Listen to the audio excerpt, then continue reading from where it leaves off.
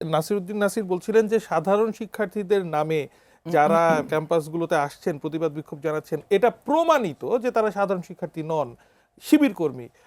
আগে আপনি এই বক্তব্যের প্রতিক্রিয়া জানতে চাই আপনার কাছে। ও আচ্ছা, মানে আসলে নাসির ভাই তো বলতেই পারে, যে কেউ যে কোনো জায়গা থেকে যে কেউ কিছু বলতে পারে।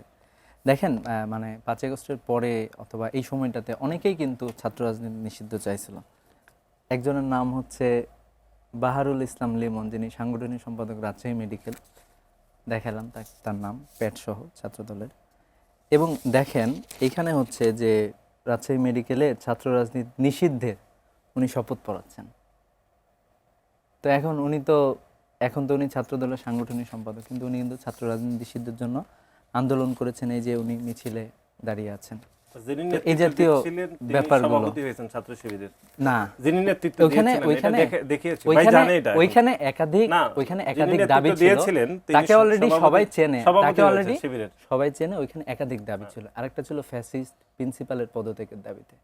ঠিক আছে, উনি ওখানে গিয়েছিলেন, কিন্তু এই দাবি তুলেন না। প্রত্যেকটা জায়গায় এরকম ছিল। নেতৃত্ব দিয়েছেন তিনি, শিবিরের সভাপতি তিনি এই যে আমি দেখালাম যে যিনি শপথ পড়াচ্ছেন, যিনি নেতৃত্ব দিচ্ছেন, আপনাদের কমিটিতে আমি দেখালাম, বুঝছেন?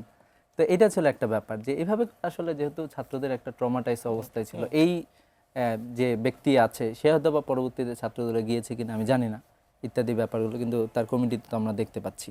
তো এইভাবে করে আসলে বাংলাদেশের যেহেতু ছাত্র রাজনীতিটা খুবই খারাপ ছিল এবং অলরেডি মানে তাহলে কি এই যে নাসির ভাই যে বললেন যে ওটা আসলে প্রমাণিত, মানে আপনি বলছেন এটা তো আমি ছাত্রদল একটা প্রমাণ দেখালাম, মানে এরকম আরো অসংখ্য আপনি যে অনুসারে কথা বলছেন ওইটারই আবার আরেকটার দাবি তো সমস্যা না, ওইটা জানি তাহলে প্রমাণিত সত্য। হ্যাঁ, ওইটা আমি একটা প্রমাণ দিলাম আর কি, বাকিটা আপনারা দেখেন। নেতৃত্ব দিয়েছেন, দেখেন উনি সভাপতি আছেন, এটা বাইকে আমি দেখিয়েছি। আচ্ছা, ঠিক আছে।